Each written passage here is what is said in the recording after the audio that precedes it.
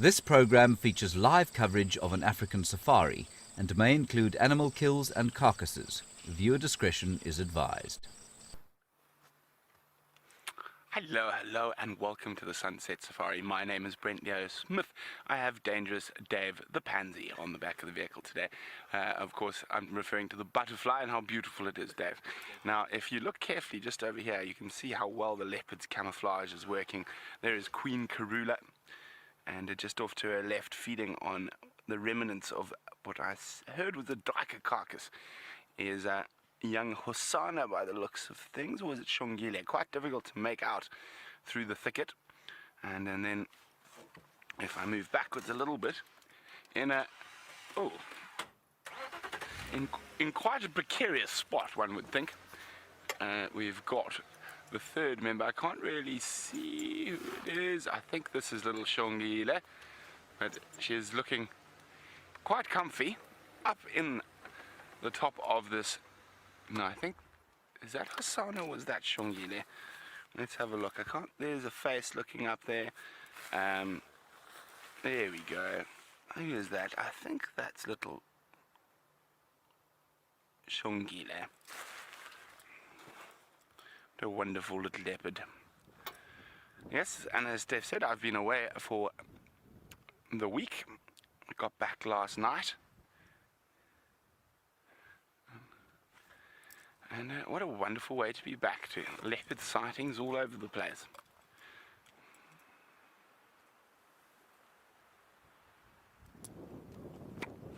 Well, a huge SafariLIVE welcome to Mia, who's a new viewer who says this is the first time she's ever seen a leopard. Well, I'm very happy to share this experience with you, Mia. Let's see if we can get a better look at that beautiful face.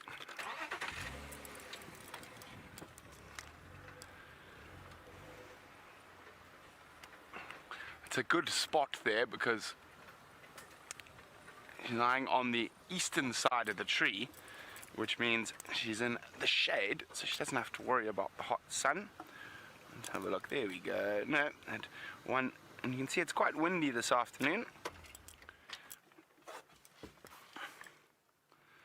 Now that looks like a comfy spot. Mia, if you were a leopard, I'm sure you would be comfortable having a snooze up there.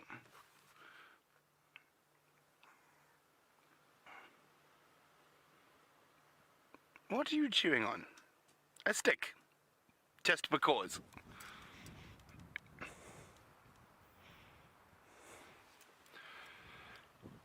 Excuse me.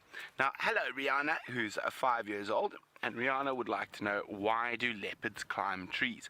Well, in this specific situation, Rihanna, I would say because it's nice and shady up there, and also a little bit of height gives her protection from nasty biting flies. Another reason a leopard would climb a tree is to put meat in the tree so the hyenas and lions can't steal it from them. You can see she's quite high up. I'd probably say from where we are, probably 5-6 meters, which is about 14 foot or so.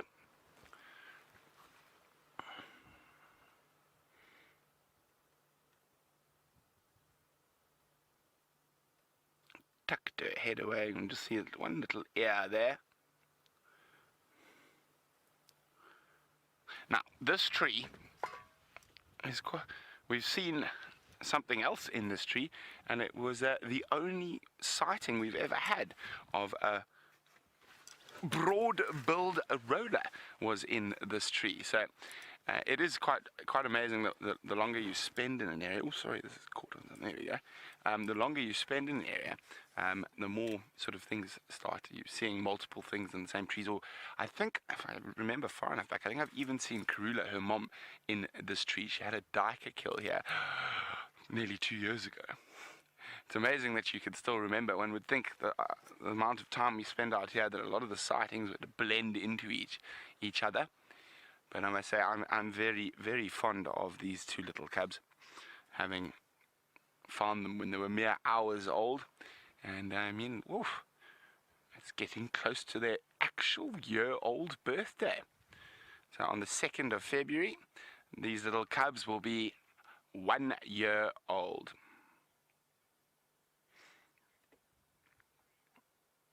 Well, Graham's wondering, apart from impala and nyala, have these leopards eaten any other antelopes? Well, these particular leopards and Karula seems to be probably kills more duiker and steenbok than anything else over a year. Or did it fall? Oh, my microphone fell. Oh dear. So, as I said, they've eaten quite a few steenbok and duiker. What else have we seen Karula on? I've seen her on baby kudu. I'm trying to think what other antelope I've seen Karula eat. Impala, nyala, steenbok,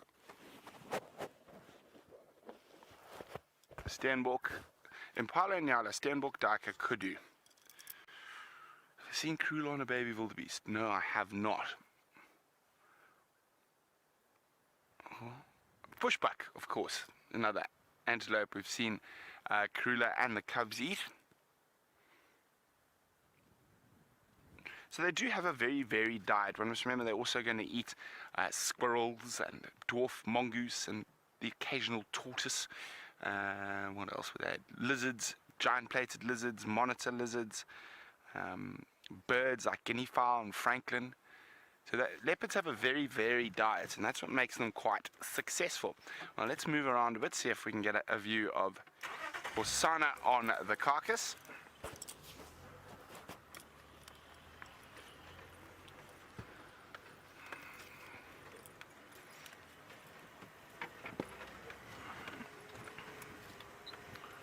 See if we can navigate our way through the bush here. I'll try not lose Dave.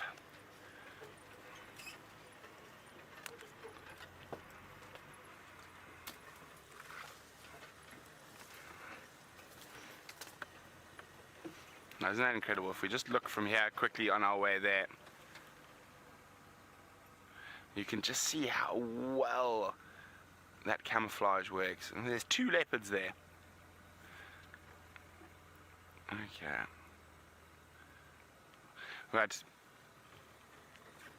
they do have incredible camouflage, and they do manage to get very comfortable in some very strange positions. And Marcy is just commenting, she doesn't know how they sleep so comfortably in trees. It is incredible, Marcy, but they've evolved to do that. I'm just trying to see if we can get a view. He's just in quite a thick area, and you can see tacks in there in the background.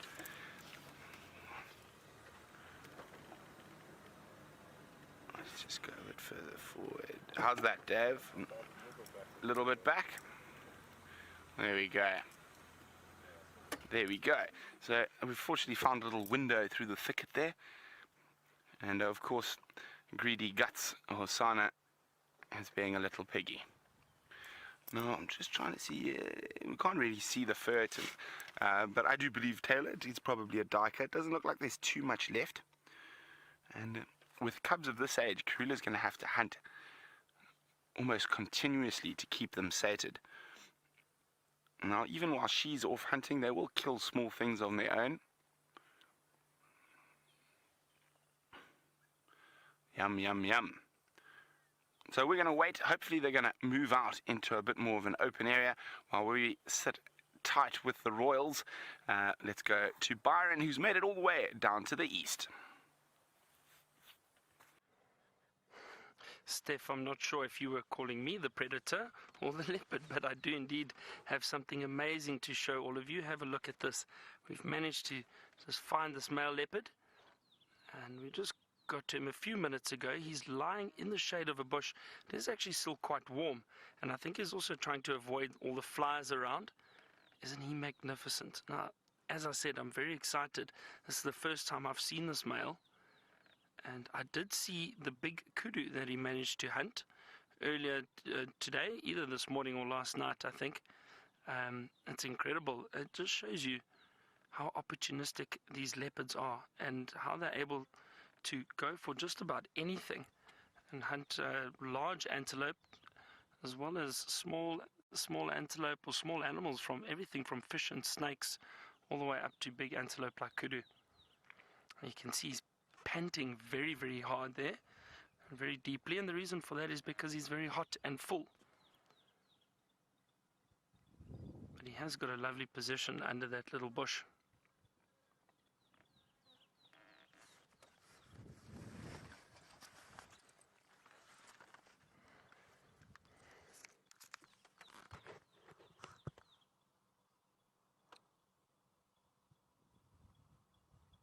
I'm just having a look, and just to make sure I don't give you the wrong name of the bush, but that is the ivy grape. And I know some of you have seen it on the bush walk a few times. It has got little grapes that we can eat. Cissus cornifolia. But for the moment, it's being used as an umbrella for the leopard, or a shade cloth rather. Perfect little spot for him to hide it. But it just shows you again, the grass and the bush is very thick at the moment. Now, if you were driving very quickly past here, it would probably be quite difficult to spot this leopard in the long grass.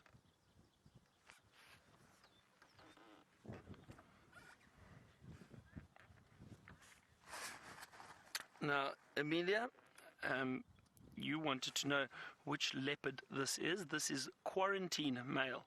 Now, as I said, I haven't seen him before. I haven't seen Tingana for a few days. I'm not sure when last he was actually seen, but this is Quarantine. Have a look. He's standing up at the moment. He just got up. Wow, he is a beautiful big male. He's looking up into this marula next to him.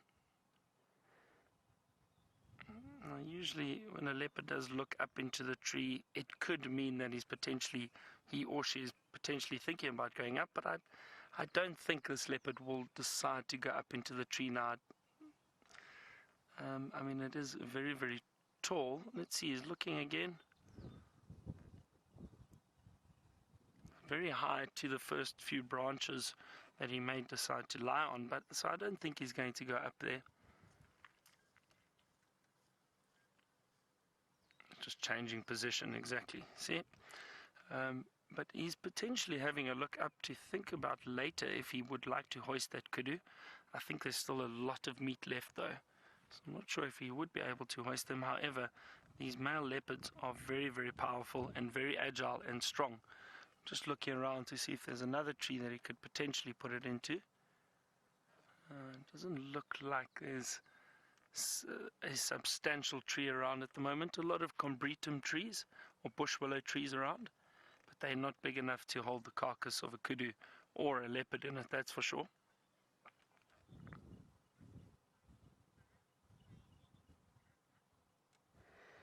Now, Cage, you wanted to know who is Quarantine's mother, and it is Karula, that beautiful female that we always see, or not always, but who we see quite regularly, and she is the mother of Quarantine.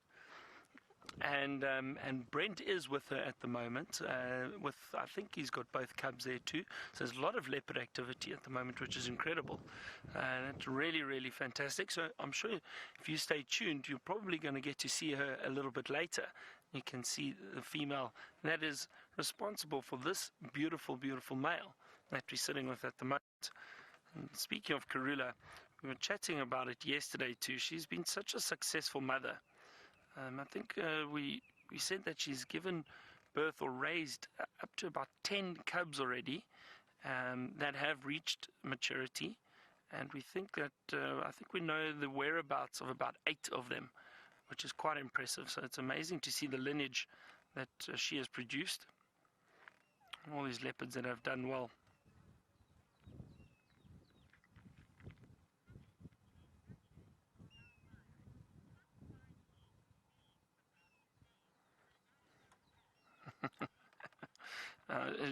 James Richard, you said I need to chat to Quarantine about his name, because yes, as I mentioned yesterday, I'm not a fan of the name.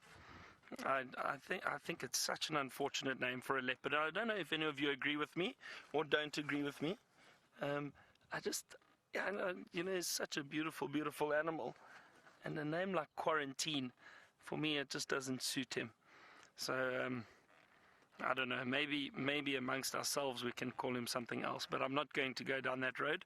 I might upset the rest of the crew if I start changing names on my own, so I'm not going to even do that, or think about doing that. But we'll think of maybe something else in my head. You see, with him lying flat like that, it just shows you, again, as I said, in this dappled light, in the shade, it's very, very difficult to see a leopard. Often makes me think how often we drive past these animals and we don't notice them.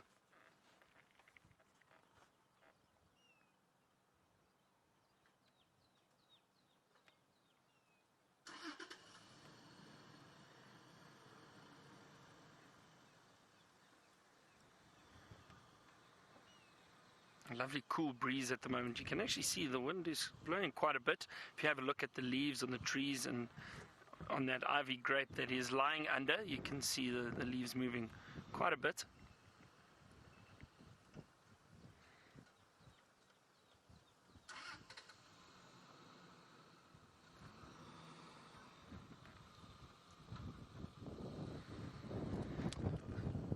Graham, you say you refer to this male as Mr. Q. Why don't I just call him that, Mr. Q? I'll think about it. I think it's definitely better than quarantine, that's for sure. Mr. Q, okay, let's work with that for now. Let's see how that works. I'll try to get that into my head. Just having a look around, I wonder if the smell from the kudu, and it's actually not very strong at the moment from this carcass, but I'm just having a scan every now and then to see if a hyena might not potentially pick up on the scent of this carcass and come wandering through and having a look to see if it can scavenge some food from this leopard. However, it is in the long grass at the moment. We can't see it from where we are sitting, but it is just off to the left of us. It's in there somewhere. You might, no, you can't really see it, but it is in there. That's where the carcass is. And that's one of the benefits for leopards that are hunting in the summer months with the thick bush and the long grass. It masks the scent of the animals that they have hunted, and they're able to hide their kill probably for a lot longer on the ground than they would be able to in winter, which is very interesting. And that's often why I think, in the past, I've definitely noticed a change in leopard sightings going from winter months into summer months, especially in the beginning.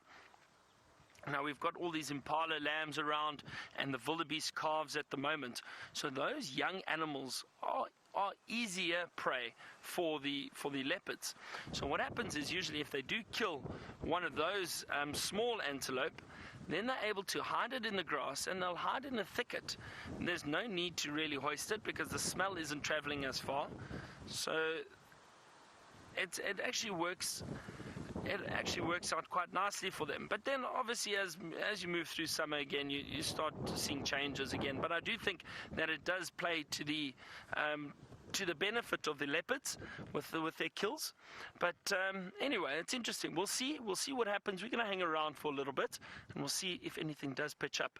But for now, we're going to sit with him while he's resting in the shade, and I think you should go over to Brent and see the mother of this beautiful leopard.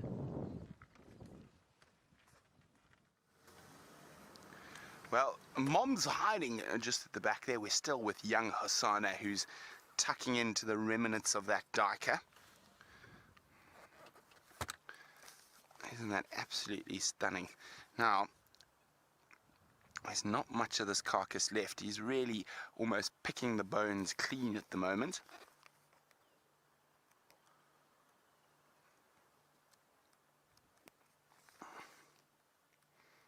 It's incredible how quickly a carcass disappears with 3 leopards on it. As I suppose Hosanna and Shongile are nearly a year old, so at a year we suppose we can't call them cubs anymore. They are leopards.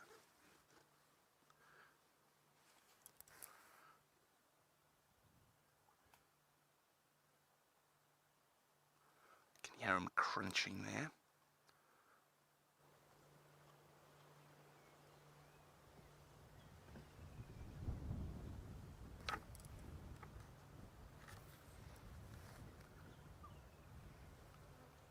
Quite windy this afternoon, gusting all around.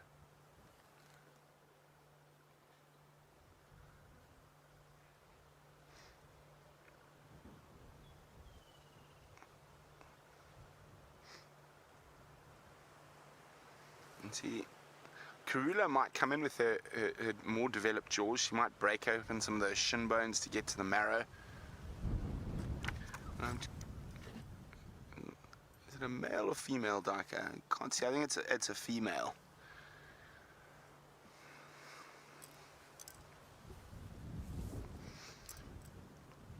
Hello, Reese. Reese is wondering, are female leopards more agile tree climbers than the males? Yes, they are, Reese. It's just purely the fact that they don't weigh as much. And you can imagine a big male like the Anderson male, who weighs upward of 200 pounds, as opposed to Karula, who weighs 100 pounds. It's always going to be a lot easier for her to leap and jump up and down in a tree than it is going to be for a big male. Now, it's quite interesting. If you look just below that duiker's eye, there's a very important gland there, and in certain duiker species it can actually become almost a completely open gland, and they use that to mark territory, and also they secrete out of it. Oh, there we go. Well, Hosanna's got the gland by the claw, but it is very, very important. So, especially in blue duikers, they actually, depending on the part of Africa they're in, they become very, very large glands. Oh, he's decided to move it around. Now, of course, we're going to be going into a little break shortly, but it is just so incredible that this is happening live in front of you here in Africa, coming to your home. So stay tuned and come back to join us to see what happens next, just after this.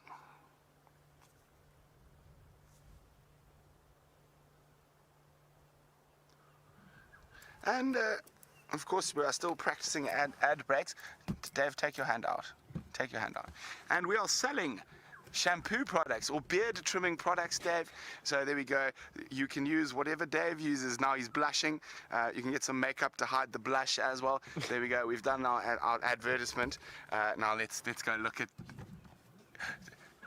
Dashing Dave's Shaving Products is what Final Control thinks it should be called. It sounds good. But anyway, let's go back to look at the lovely, lovely young Hosanna. He has moved it a little bit, so I'm going to do the same.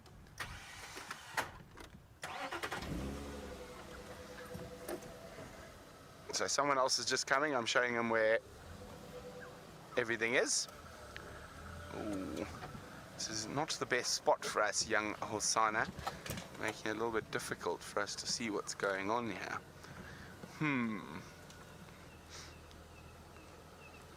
Let's try.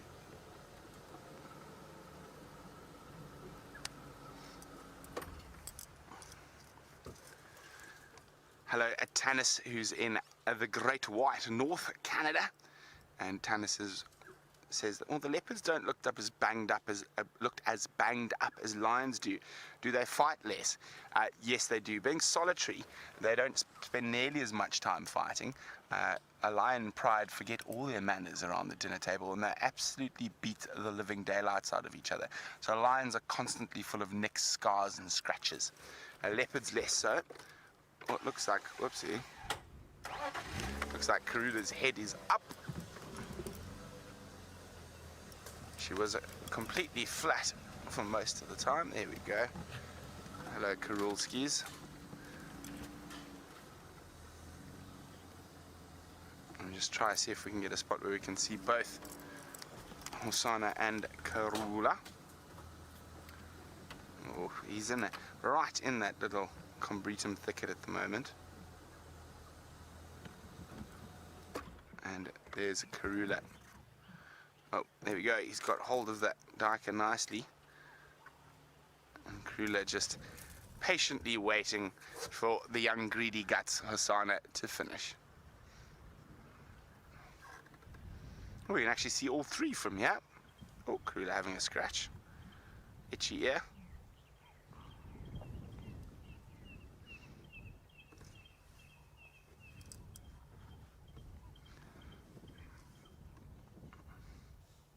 And back to sleep.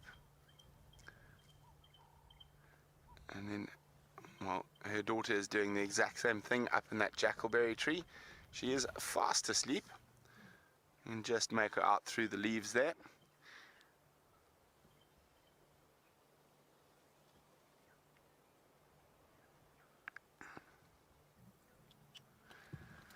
Okay, well, we're going to sit here for a little bit longer, see what the royal family gets up to.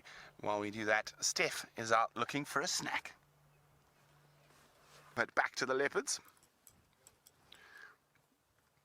And Karula's fast asleep, occasionally lifting her head to see what young Hosanna is up to. And young Hosanna is busy chewing through the nose of the duiker at the moment.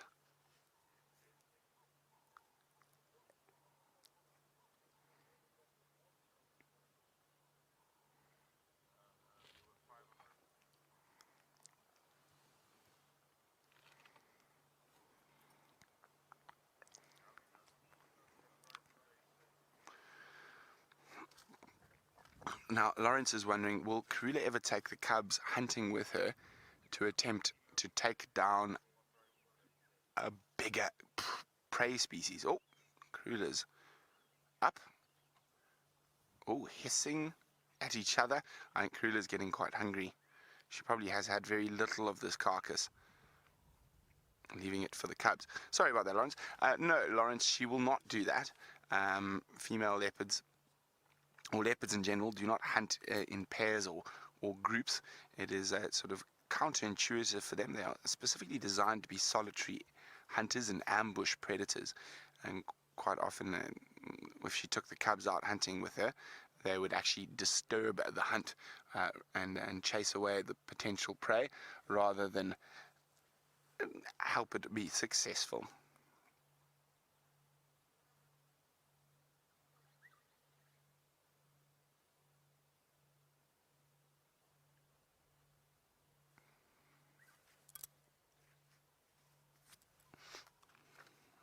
You can just see that slight movement, even facing her head towards the carcass, means that she's probably getting quite hungry, and I'm quite sure Hasana's had the majority share of this carcass so far.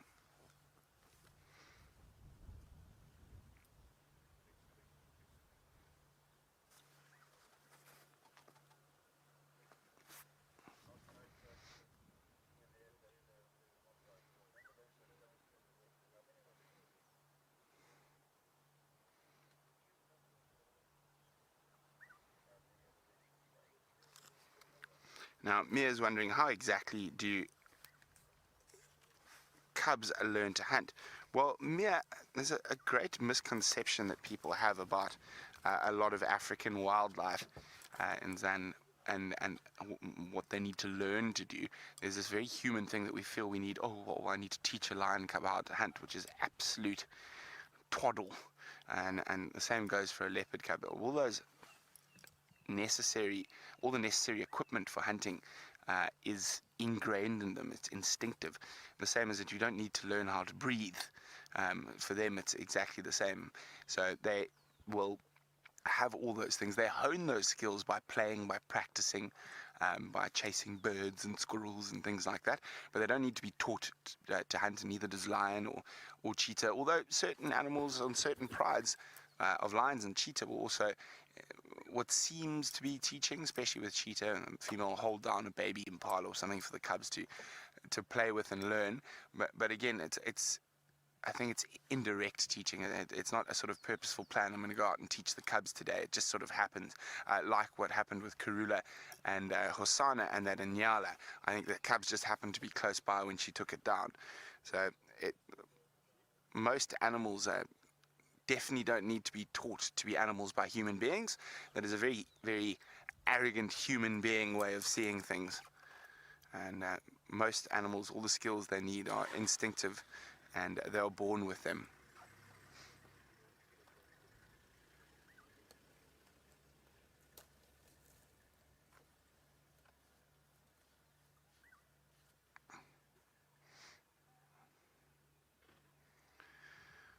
Now, we're not going to move just yet, but why don't you guys let me know whether you would like me to go see if we can find anything else, go look for some elephants, maybe go do some more flowers, grass, butterflies, or would you prefer to stay with the royal family? We can always leave and come back, but you guys let me know by using the hashtag SafariLIVE on Twitter, whether you would prefer to stay or would you prefer to go look for some other critters or grasses and things out and about in the African bush. But for now, as I said, we're not going to go anywhere.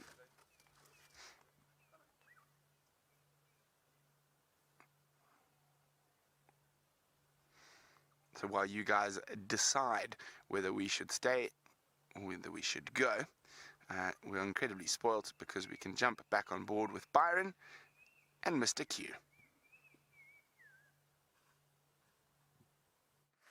You are incredibly swelt this afternoon. There are leopards everywhere, it looks like it. And as you know, and especially all our regular viewers, it doesn't happen often. And I'm so happy that we're able to show you so many different leopards this afternoon. And this male, he's being bothered by the flies, which I know this sounds terrible, but I'm actually a little bit happy about, because he's moving around and he's lifting his head and we're getting nice views of him, which is great. So hopefully he continues to do that. And there's some wonderful flowers in front of him. They look like comelinas. I can't really see from this distance. They look like comelinas.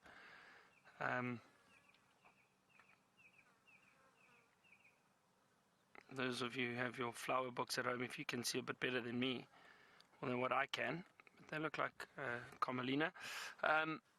So isn't that lovely, having this leopard with these beautiful flowers around him?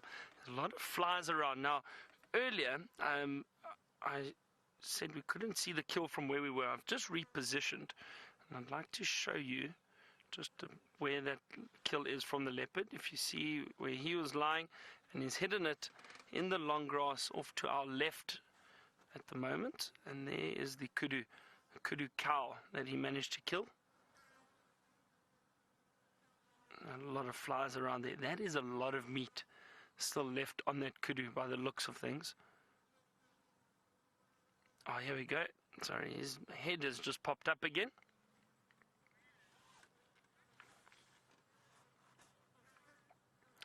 Oh, Bram, you'd like to know how often do the leopards need to hunt? Now, Bram, to be honest, and give me a second, I'm just going to reposition quickly. I'd just like to make some space for another vehicle, if you don't mind. But Bram, so what happens is the leopards only hunt when they're very opportunistic, so they'll hunt at any stage. However, what happens is if they do make a kill, for example, then like this kudu, this male leopard won't necessarily have to hunt for quite some time, because there's a lot of food there. So he may feed on it for about a day or two. And if he does feed on it, and once he's finished, he won't have to hunt for another 2 or 3 days. But as I said, they're very opportunistic, Bram. So what would happen is, if something comes along and he's able to hunt it, he'll definitely go ahead and hunt it, because they never know when they are going to get their next meal. So if it's available, they will hunt. But it's not a case to say that they'll hunt every day.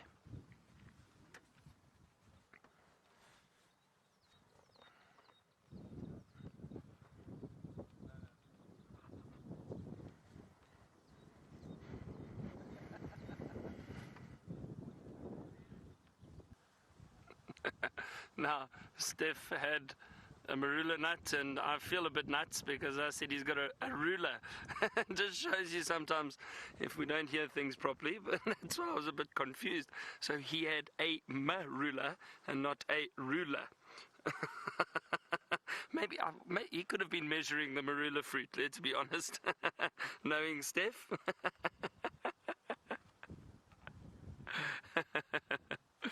Anyway, this male is still moving around a little bit. The head keeps popping up now and then, but the flies are definitely bothering him quite a lot.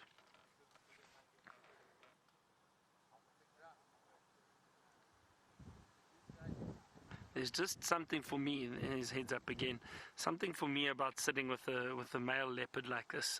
They're incredible animals, and I think it's also because you don't often see them. You know, we are fortunate within this area, within the Sabi Sands, in fact. The leopard viewing is very, very good, but that's taken time, and people tracking and following and trying to find these animals, spending time with them and building, you almost build a relationship with them, because it's a relationship of trust. So they feel comfortable with the vehicle. They know there's no threat or danger. We don't try to get too close. And if they choose to walk past the vehicle, then that's up to the leopard's choice. But through doing that, they become somewhat habituated, and they know they can comfortably carry on with their behavior with the vehicles around. But in saying that, you know, if we did have to drive straight at him, he would definitely still be a little bit frightened and move off. So that's why I say we're always very respectful and very careful when we're following leopard, and not just leopard, with all the animals out here.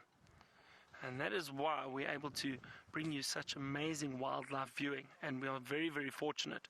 I always tell my guests too, when they come out on safari, this is not a zoo. This area that we are in is not a zoo at all. These animals are wild, and we are privileged to be able to see them and sit with them and view them. So it really is fantastic, and I'm glad that you, all of you back home, are able to enjoy it with us.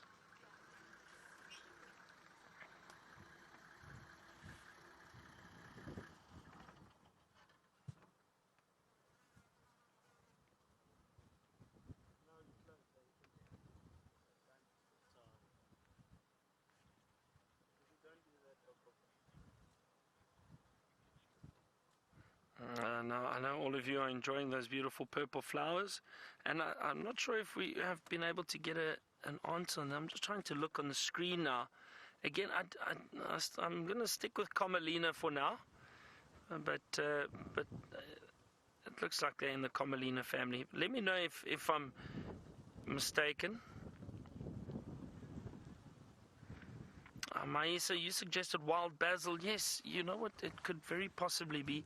Can't see the leaves now. What I'll do is I'm just going to get out and go pick one just to smell and just make sure it is the wild basil. No, I'm just joking. I'm not going to get out. I don't want to disturb the leopard. He might not think it's a great idea if I will start walking over to him to pick a flower.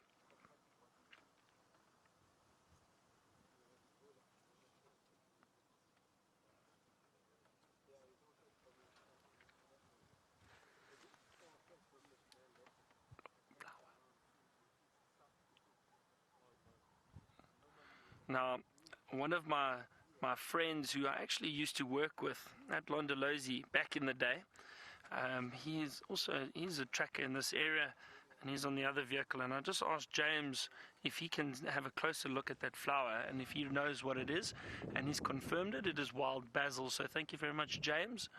Not James in the tent, but another James Suela. And he's been tracking for many, many years, and I actually worked with him when I was a guide and he was a tracker. So it's always nice. And the bush is a small place. You often bump into each other, again, if you've been working in the bush for a long time.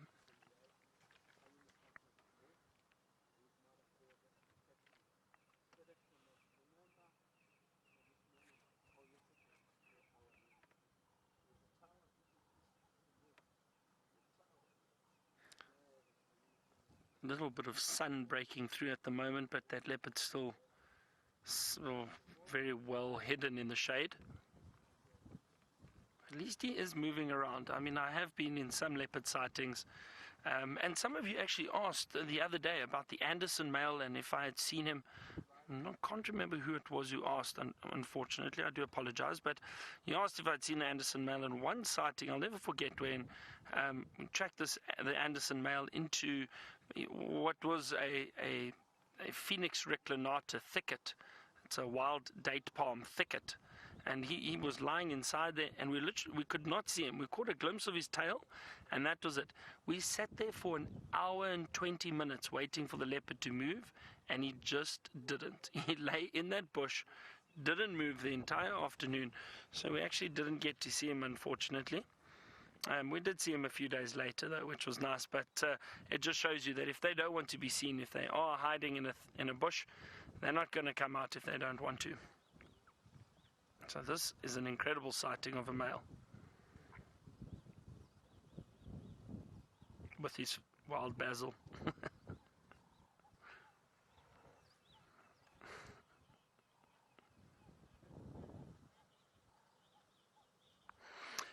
Now, Didi, the meat will definitely spoil on that carcass after a few days. It will definitely go off, but it will go off in terms of if we wanted to eat it. Now, I definitely would not go. You know, you could probably still actually get some fresh meat off that kudu now if you had to go through, because it was killed this morning, possibly, if you cut into it somewhere. But after a day or so, it would definitely spoil, and we wouldn't eat it. However, these predators, and leopards and lions especially, have got amazing digestive systems, much stronger than ours, and they are still able to feed on old carcasses like that. The meat, it doesn't affect them. They'll feed on it for 2 or 3 days. So the meat does go off to an extent, but they don't mind at all. That is still good food for them.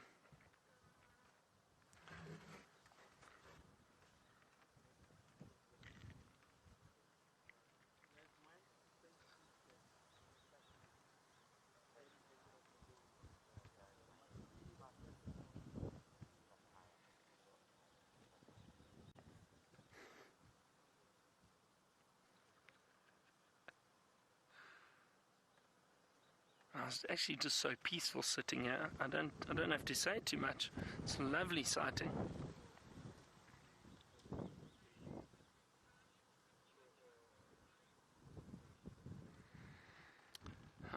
Reese, very interesting question, and I have absolutely no idea. Reese wants to know, is a leopard's brain,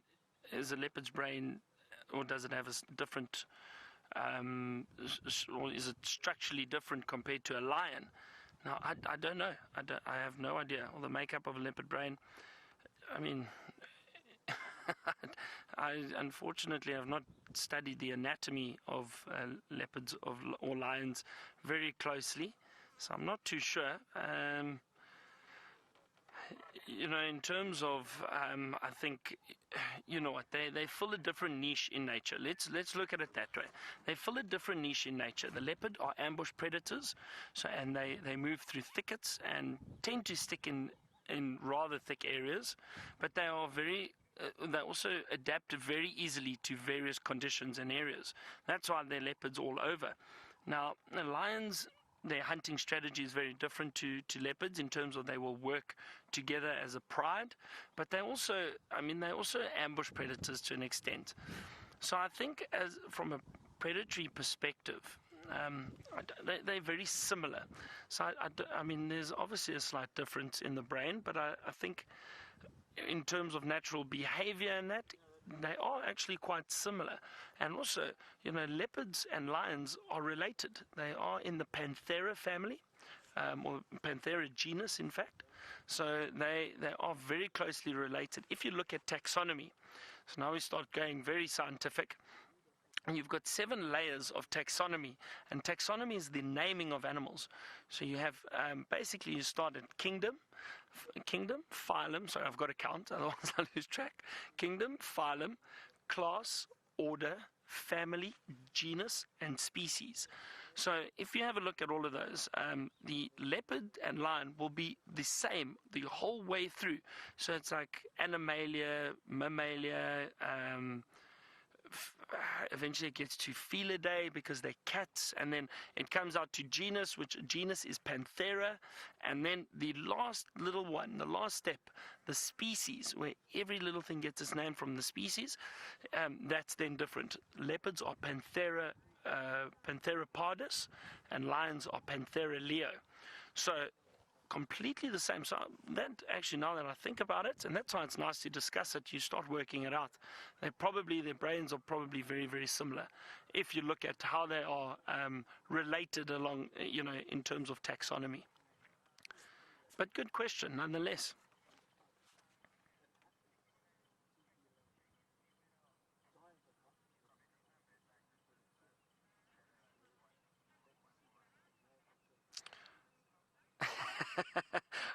Okay, now I'm going to be sitting here with this leopard a little bit longer. I don't want to go anywhere just yet, to be honest. Thank you, Steph, and it's great that you're enjoying the flowers, just like our leopard is actually, the wild basil that's around him. He's moved a little bit now, he's now on the other side of the bush, but still hasn't headed back to the carcass at all. I think he was very, very full. So he'll probably just wait a little while before he goes and tries to feed again. He did glance up into this tree again, the marula next to him, just on his right. But again, I mean, that to me looks like very, very difficult, and I think very optimistic of that leopard to get that kudu carcass up that marula. You see the branches are right up at the top there, that he would be able to balance it in, but it's almost completely vertical to get it up. So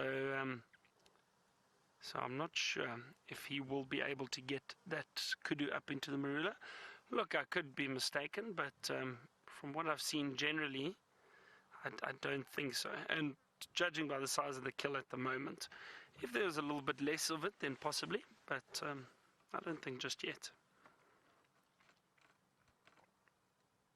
It really is special, and as I said to you, you know, it's just so wonderful to sit and spend time with an animal like this, especially the male leopard. I mean, animals in general, and the reason why I've stayed here so long too is because we just don't get to see big male leopards often. And I do believe in patience when watching animals, and because you never know, something could happen that is exciting that maybe we haven't seen before.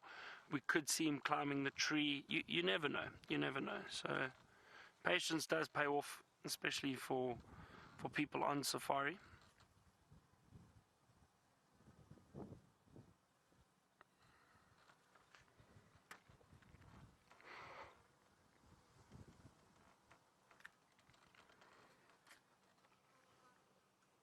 Still a lot of flies around, which is interesting because it is quite windy.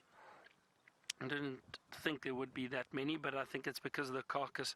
I can actually smell the carcass now. We're a little bit downwind of it, so I do get a little whiff of it every now and then.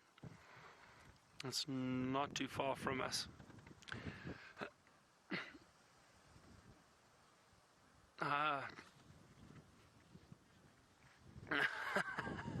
Now, a question from driving over leopards.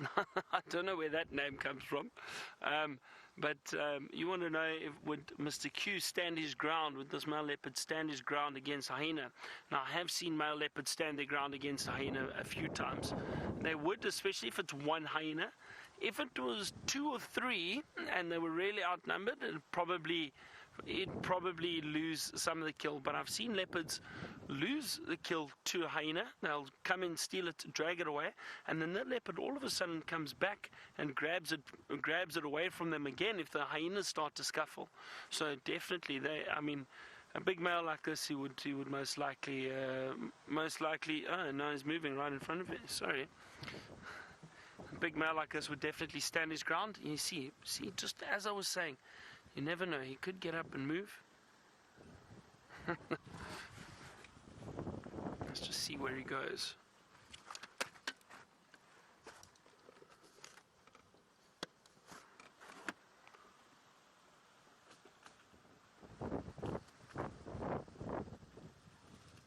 We're definitely going to follow him from here. You know what, there's a nice termite mound that I can see. I'm hoping that he decides to climb up the termite mound and possibly lie on there for us. Let's see.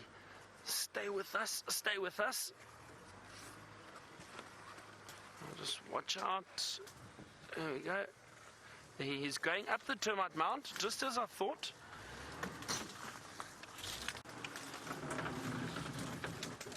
Just trying to squeeze through here.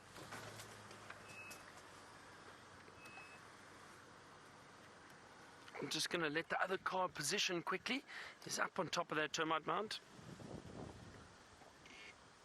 There we go, they've positioned. Now we can get into position and we're going to have a lovely view of this leopard. And look at that, everybody. Hey, fantastic. I called it right. He did decide to go up onto the termite mound.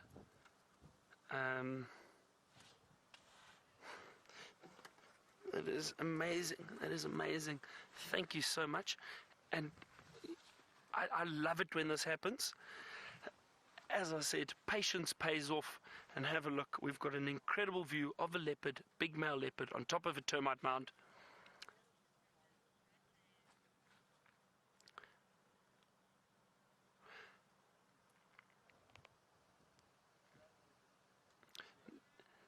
Now we are going to sit here a little bit longer. We're going to go to a short ad break.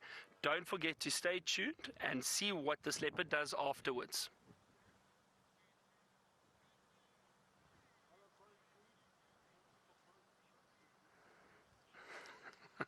All right, so we're now in our fake advertisement.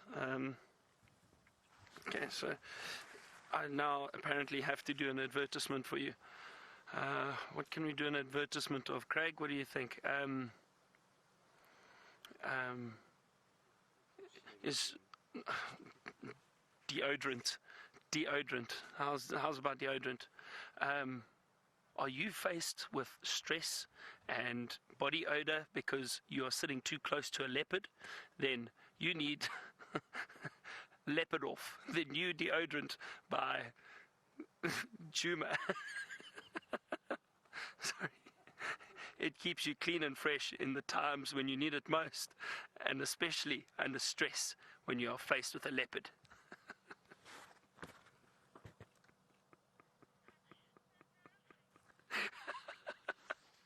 Look, I'm not known for my commercial skills, that's for sure.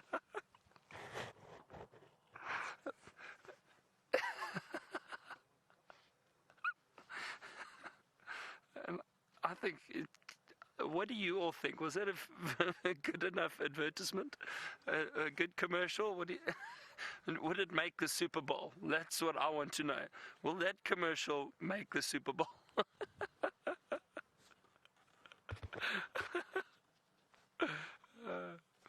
We're taking our concentration off the leopard here a little bit. We need to just focus on him. This is such a lovely view.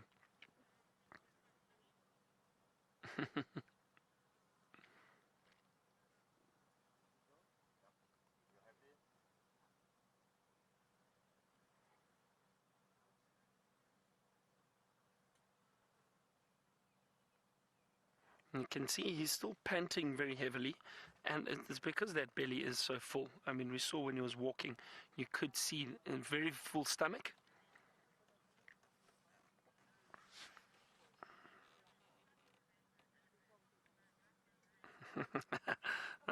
And I walk in the rain. You say that I should have done a spot removal advertisement. Yes, that probably would have been a bit better with the leopard around. We could still call it Leopard Off, I suppose.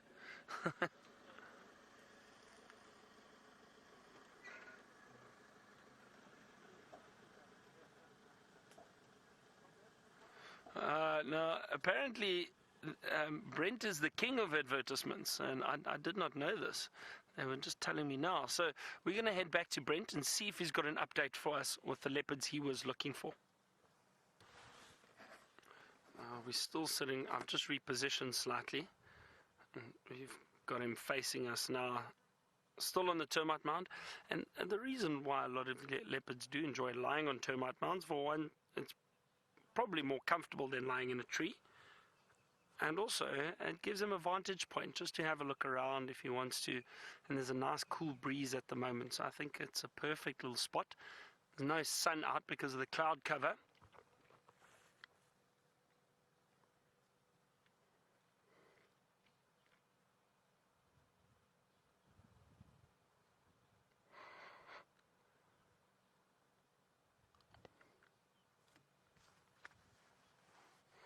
I really hope you're all enjoying this as much as I am. I'm so glad we decided to stay with him. You can see him move and get him out in the open like this.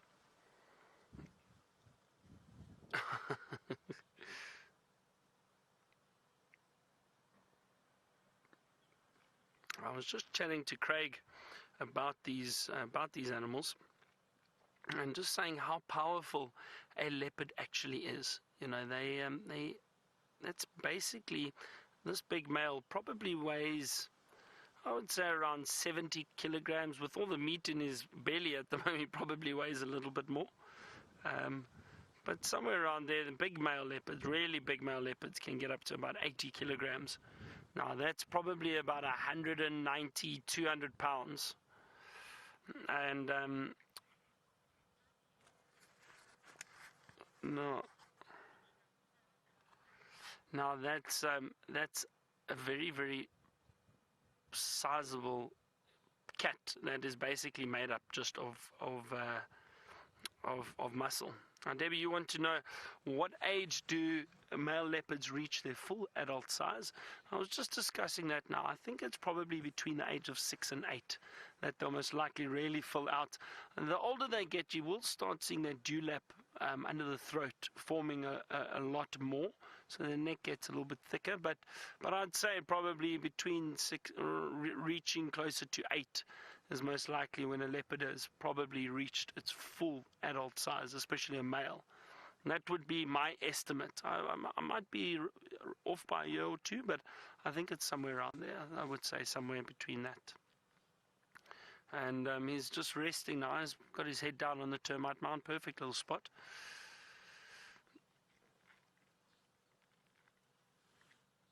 As you can see right there. And again, still, I mean, we obviously know he's there, but I think if you glanced quickly and if you just drove past, you might not necessarily see him. It does blend in quite well to the top of that termite mound.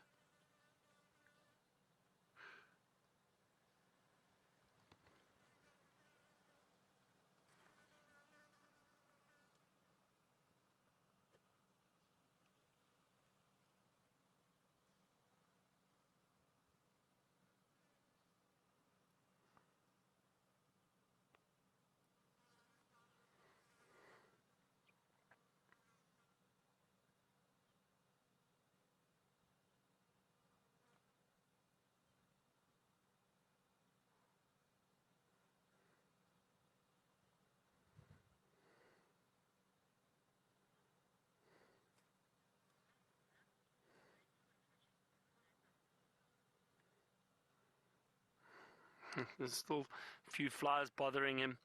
You can see he keeps shaking his head and his ears. I'm going to spend probably just a few more minutes with this leopard, and then I'm going to leave him. We've had such a lovely afternoon with him, and I don't think he's going to move anytime soon from this position. But Brent is still in search of another leopard. Let's see how he's doing. Now, have a look at this, everyone. We've just got a herd of kudu that's come right up to us, and they must be 30 meters from the termite mound. Have a look. Look, the leopard's still here. I don't know if he's actually seen him. I can't see if his eyes are open, but he's lying flat on the termite mound, and these kudu are so close. Now he's watching them. He's definitely seen them. There we go. He's lifted his head. Now, this is going to be very interesting. Remember, I said they're very opportunistic. And look how he's reacted. He may just watch them move off, but I think the curiosity is definitely being fueled there a little bit by these kudu being so close. Let's keep quiet for a second and just see what happens.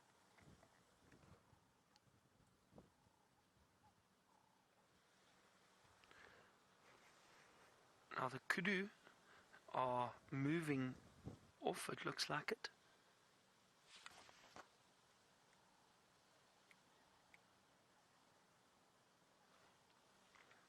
You see, they've just moved off to our right through the trees. You might just be able to see them through there.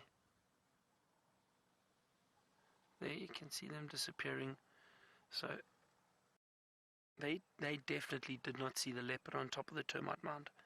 They still haven't seen him, but to be honest, I think they can pick up on the smell of the carcass, because they're very wary the way they're walking through the bush over there. This is amazing. You see, everyone, and I stick to my original comment where patience pays off.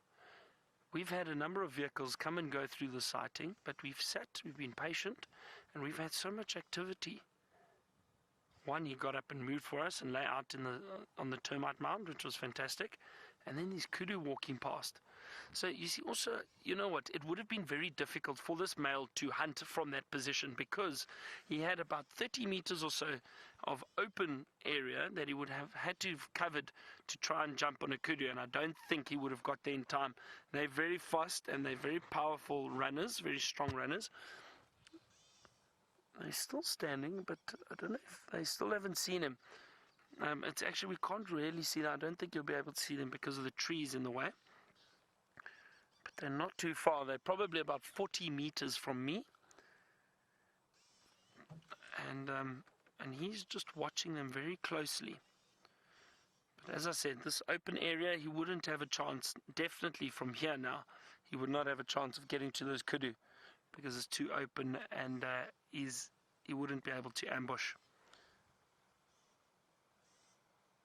One seems to be walking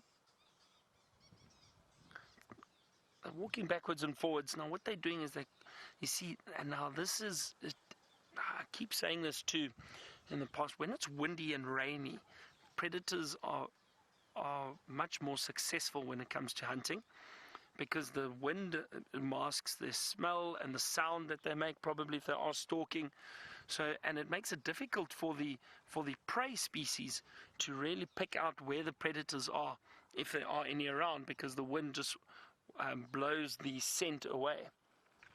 Now the kudu are just turning their heads and looking around. Like I said, it's difficult to see them. Here we go. One's coming back. Everyone, have a look at this.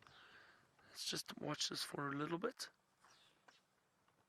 I'm going to keep my eye on the leopard for now. He hasn't moved. Okay, I'm going to keep my voice down. Let's see what happens.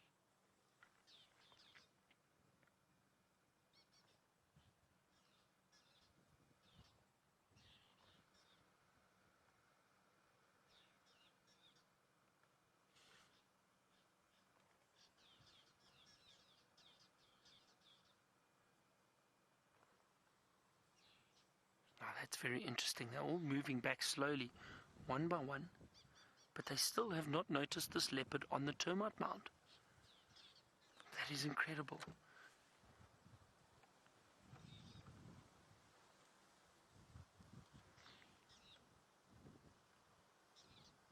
I hope you all as excited about this as I am. This is just amazing. Even if he doesn't hunt them or make a kill, it's just very interesting interaction. And there, one kudu just ran off. So they may have picked up the scent of the leopard, but they didn't alarm call, which is interesting. Now we know the kudu alarm call is that very loud bark, bow, bow, but no alarm calls yet. So they possibly sense that there's danger around because of the smell of the carcass and that. And I think that's why they've turned around, but they haven't seen him. So that's why they haven't alarm called. But look how he's watching them very closely.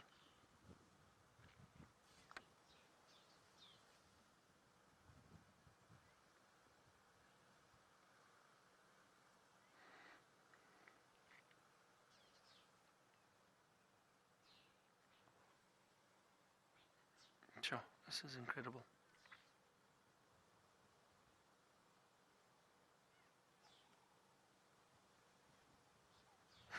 The flies, unfortunately, are still bothering him.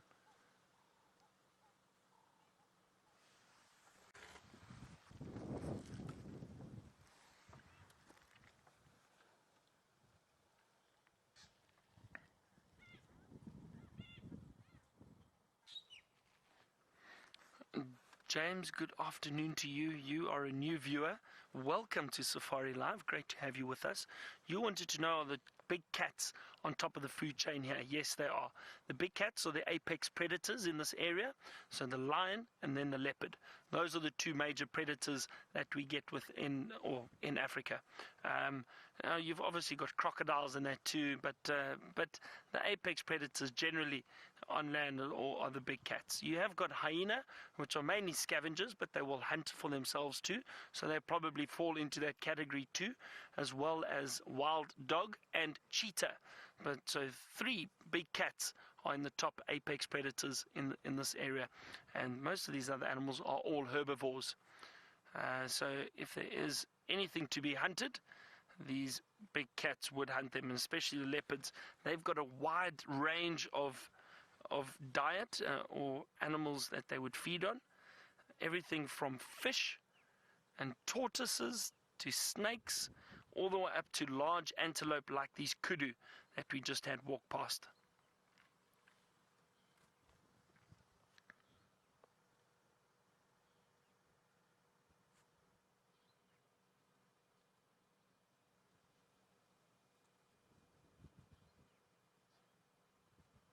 Now they've all moved off. The kudu, they're not here anymore. I can't see the others.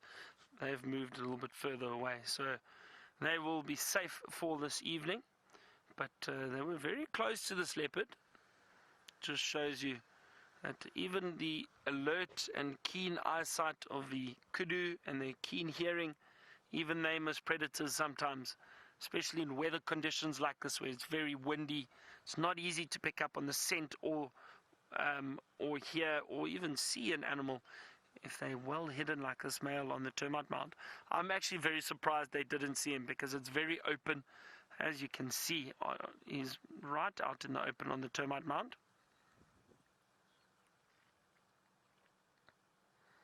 So, very interesting. That was wonderful.